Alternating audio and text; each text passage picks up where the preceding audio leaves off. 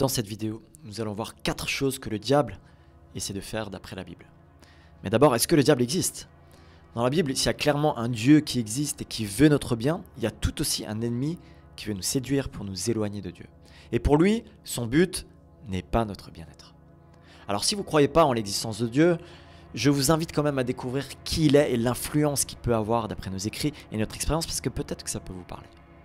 La Bible l'appelle aussi le diable ou bien Satan, qui veut dire tout simplement l'adversaire.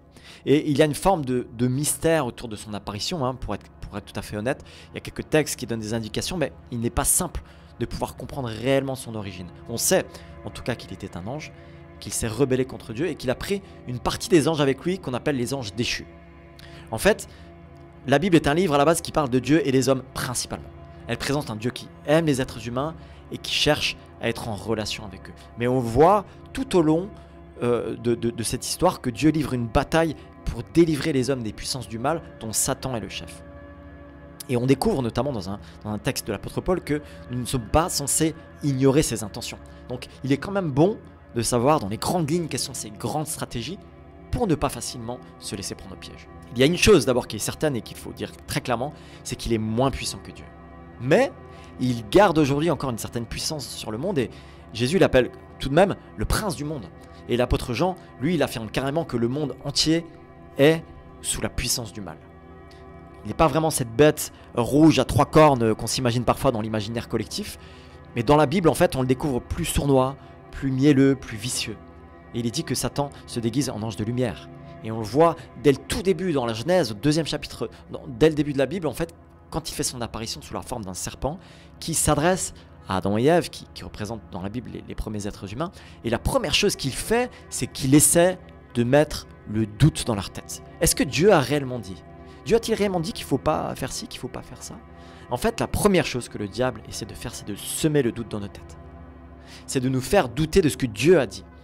Et d'ailleurs, la plupart du temps, quand je demande à des gens qui ne sont pas chrétiens, s'ils croient en la Bible, ils vont dire que de toute façon, c'est des écrits qui sont importants, mais pas forcément fiables. Même s'ils n'ont pas lu, même s'ils ne sont pas vraiment enseignés, il y a déjà un doute qui est là.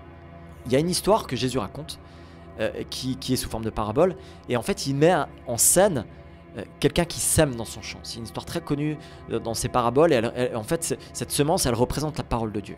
Et la première semence dont il parle, c'est une semence qui tombe le long du chemin, à côté du champ, et Jésus dit que cette semence représente tous ceux qui l'ont entendu, mais Satan vient et enlève la parole qui a été semée en eux.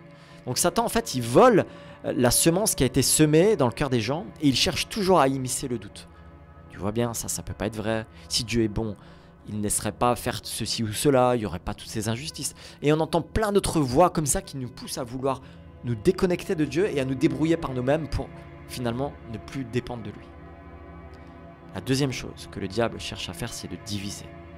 En fait, Jésus dit que la meilleure façon de montrer au monde que Dieu est vivant et présent dans la vie des croyants, c'est de s'aimer les uns les autres. L'amour mutuel est le reflet du cœur de Dieu pour les hommes.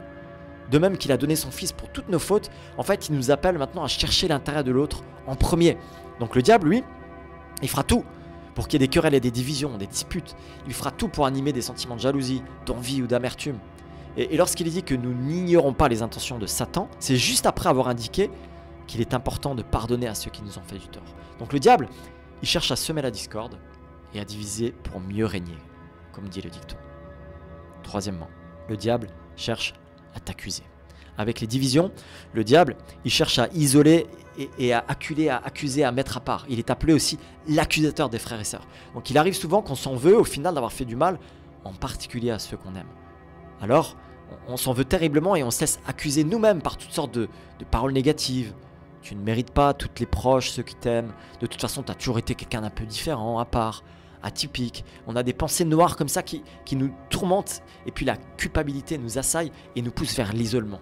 Et ça, c'est une des stratégies la plus pratiquées par le diable à notre époque, jusqu'à pousser certains ou certaines à vouloir s'enlever la vie.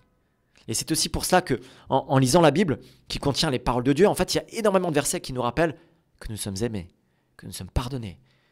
Et qu'elle nous rappelle qu'il n'y a plus aucune condamnation pour ceux qui appartiennent à Jésus-Christ. Et qu'en nous approchant de Dieu, eh bien, on se rend compte de nouveau de sa bienveillance, qu'on retrouve de la valeur, de l'estime de soi, et ça nous protège en fait des paroles de l'accusateur. Quatrièmement, Le diable cherche à te flatter. Si le diable n'arrive pas à te faire croire que tu es nul, il va chercher à te faire croire que tu es meilleur que les autres, même que tu es le meilleur ou la meilleure. Et souvent, ce sera une source là aussi de conflits et de division. Et c'est ce qui s'est passé finalement dès le départ avec Adam et Ève. D'abord, il a essayé d'immiscer le doute. Ensuite, eux, ils se sont dit, pourquoi pas finalement? Pourquoi est-ce que nous, on ne peut pas être comme Dieu, savoir ce qui est bien et mal? Pourquoi on ne peut pas être vraiment à sa hauteur? Et là, l'orgueil, il a pris le dessus sur la confiance et la dépendance totale à Dieu. Et c'est là qu'il a commencé à créer toutes sortes de conflits entre eux. Dieu a fait en sorte que nous soyons tous différents, en fait, avec des dons et des talents divers. Il n'y a personne qui a tous les talents du monde. Et tout ça, ça devrait nous pousser à l'humilité. On est tous plus ou moins bons dans certains domaines et plus ou moins mauvais dans d'autres. Et ça doit nous préserver, en fait, des pièges de l'orgueil. Et plusieurs fois dans la Bible, Dieu, il dit qu'il résiste à l'orgueilleux, mais qu'il accorde sa grâce aux humbles. Donc, ce qui est intéressant, alors même si vous n'êtes pas croyant, je vais finir là-dessus, c'est de réaliser tout de même que dans ces 4 grandes lignes, beaucoup de ces 4 choses se vérifient encore aujourd'hui dans notre monde. Beaucoup de gens doutent de l'existence de Dieu. Il y a beaucoup de conflits et de divisions dans le monde. Sans même parler des guerres, où on peut penser juste à nos propres familles ou à la difficulté parfois qu'on a de vivre ensemble. Troisièmement, beaucoup de gens, de jeunes en particulier, se sentent déprimés, moins bons que les autres, pas capables, parfois anéantis, isolés. Quatrièmement, l'orgueil et l'égoïsme nourrissent les conflits et les divisions. Chacun veut tirer la couverture de son côté. Pour finir, on a rappelé, c'est vrai que le monde entier est sous une forme de puissance du mal, d'après la Bible, mais il faut aussi se rappeler que la Bible affirme que le Fils de Dieu est venu pour détruire les œuvres du diable. Si nous connaissons Dieu, si nous croyons que Jésus a donné sa vie pour nous, rien ne pourra jamais nous séparer de son amour. Nous sommes protégés en lui. Il va essayer encore de gagner certaines batailles, et parfois même, il va parvenir à gagner des batailles, mais il a d'avance perdu la guerre. Je termine par la suite du texte dans 1 Jean qui dit ceci. Mais nous savons aussi que le Fils de Dieu est venu et nous a donné l'intelligence pour connaître le vrai Dieu. Et nous sommes unis au vrai Dieu si nous sommes unis à son Fils Jésus-Christ. C'est lui qui est le vrai Dieu et la vie éternelle. Bye bye.